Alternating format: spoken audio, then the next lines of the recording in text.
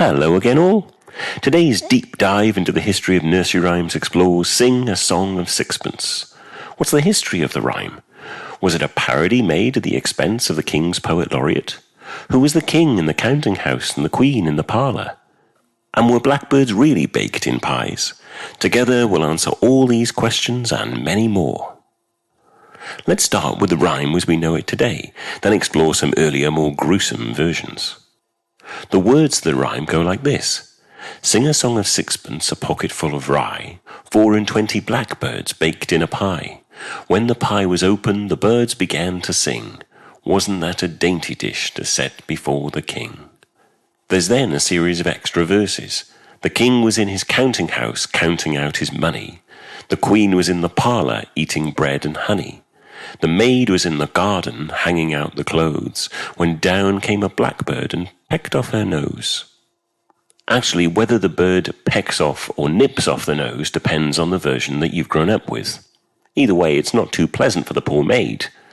But fear not, some versions add the ending, and shortly after that there came a little wren, as she sat upon a chair and put it on again. There's also a version which I found, which says, they sent for the king's doctor, who sewed it on again. He sewed it on so neatly, the seam was never seen. I actually grew up with a version that went, there was such a commotion that little Jenny Wren flew down into the garden and put it back again. I'll explain in a moment why there are so many different versions towards the end of the rhyme, but let's first explore the origins and the theories about what it all means. The rhyme first appeared in print in Tommy Thumb's Pretty Songbook, which was published in London in 1744. We've been here before with Tommy Thumb. Quite a few rhymes we know today turn up first here. Bar Bar Black Sheep, Hickory Dickory Dock, London's Burning. What would the nursery be without this tiny little book? We'd be stuck singing Baby Shark, that's where. You can watch my videos on each of these rhymes by following the links below. Not yet. At the end of the video. We've got lots more to discover first. There is an important and, let's be honest, quite fun, gruesome difference between the original Tommy Thumb version and the one we know today.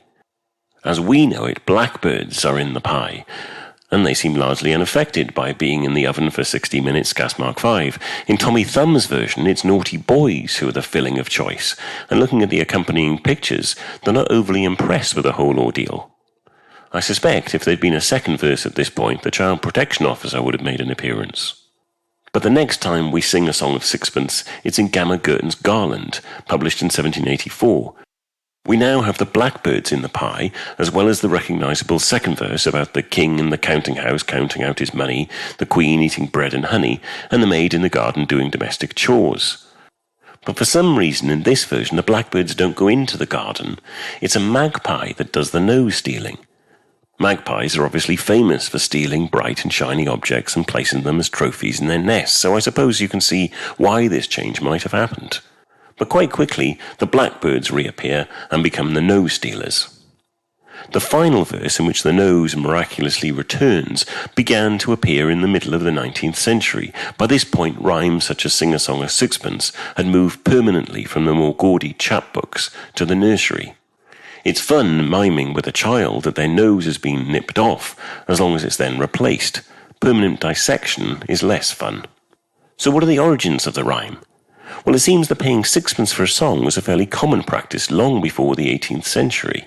In Shakespeare's Twelfth Night, Sir Toby Belch tells a clown, "Come on, there's a sixpence for you, let's have a song." Meanwhile, intriguingly, in Beaumont and Fletcher's 1614 play, Bonduca, a character explains, "Whoa, there's a stir now, sing a song of sixpence." So it must have been around as a phrase long before the 1740s. But what about the additional verses? What do they mean? Well, there's a few theories.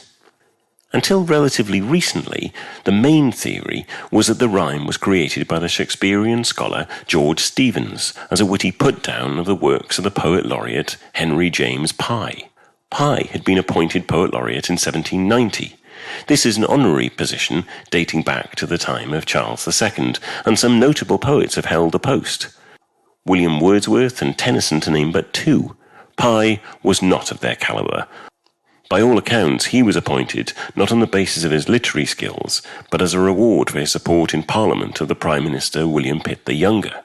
According to his biographer, Pye's novels, plays, and miscellaneous prose, and even his somewhat more highly regarded translations, soon sank, like his poems, without a trace.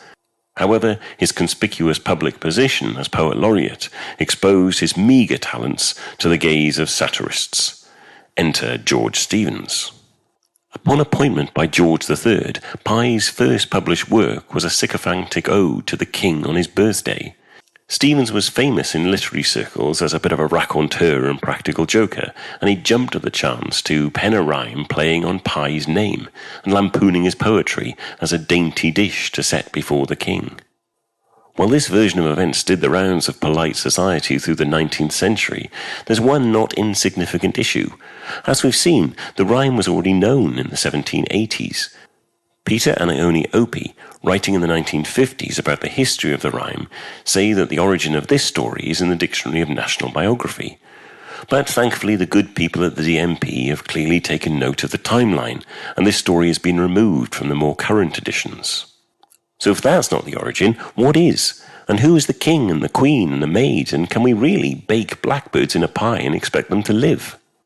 So let's dissect the rhyme a bit, starting with the singing songs for sixpence. How much is that? Well, obviously it depends what time in history you're singing. Today, sixpence wouldn't buy you a song on Spotify.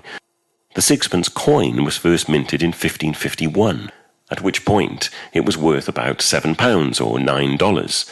By 1740, when the song is first seen in print, sixpence is about £3, so probably not enough to even buy you a slice of delicious blackbird pie. And what about those blackbirds being baked? Was that actually a thing? It turns out it absolutely was.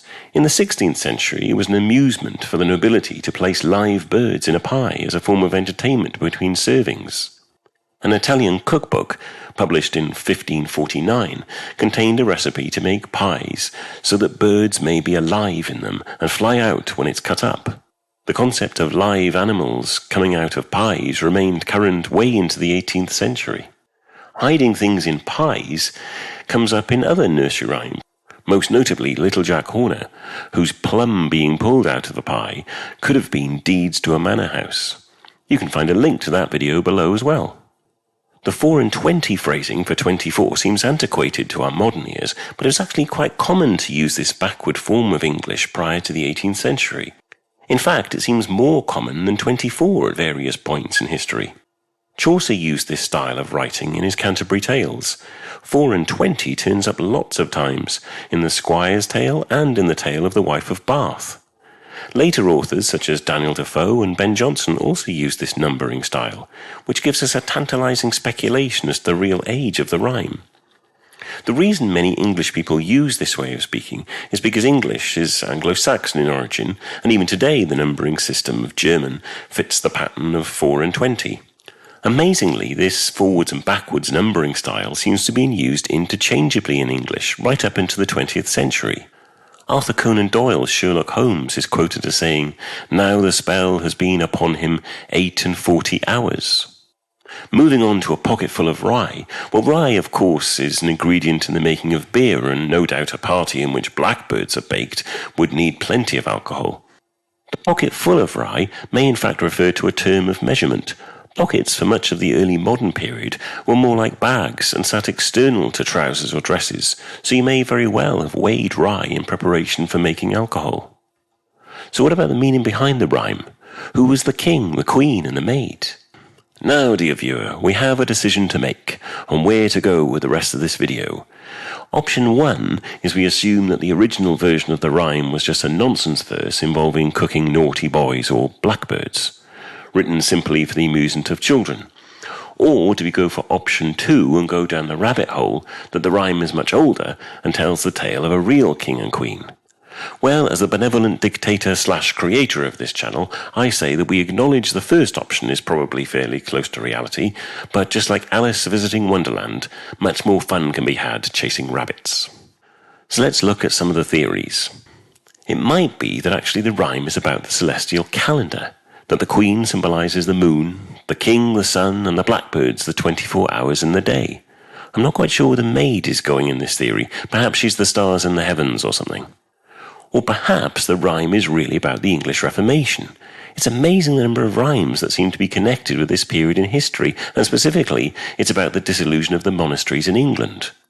In this theory, the blackbirds might represent the monks and their habits. Presumably these are Benedictine monks who wore all black, although the mention of magpies stealing noses in some versions perhaps suggests that Cistercian monks could be involved too. If we run with this theory, the king would obviously be Henry VIII, and having abolished the Catholic Church and confiscated its lands, he may well be in his counting house counting out all the money he's acquired from the sales, or receiving the deed from Jack Horner. The queen in this telling, eating bread and honey, would be Catherine of Aragon, who was about to be divorced by Henry, while the maid in the garden would be Anne Boleyn, who became Henry's second wife and mother to Elizabeth I, but who within 3 months had more than her nose cut off. Henry, disgruntled at the absence of a male heir, made sure the executioner cut off everything above the neck. Now, this is where I go on a little bit of a rant. There is a theory discussed in some of the books and websites which interpret nursery rhymes, which claims Sing a Song of Sixpence is about the pirate Blackbeard. They then go into some detail about Blackbeard being the king and his crew being the queen, but I'm not going into any detail here. It's just not worth the clickbait. This story was created in 1999 by the website Snoops as part of a series of fabricated urban myths known as the Repository of Lost Legends. Those initials spell out troll, and I don't want to add to the discussion on something that's patently not true. So whatever the truth, it's a fun rhyme to play with your children, but just remember, if you're going to take someone's nose, it's only polite to return it to the rightful owner. I hope you enjoyed this video of half-baked truths. If you did, please do leave a like and consider subscribing for more. Bye for now.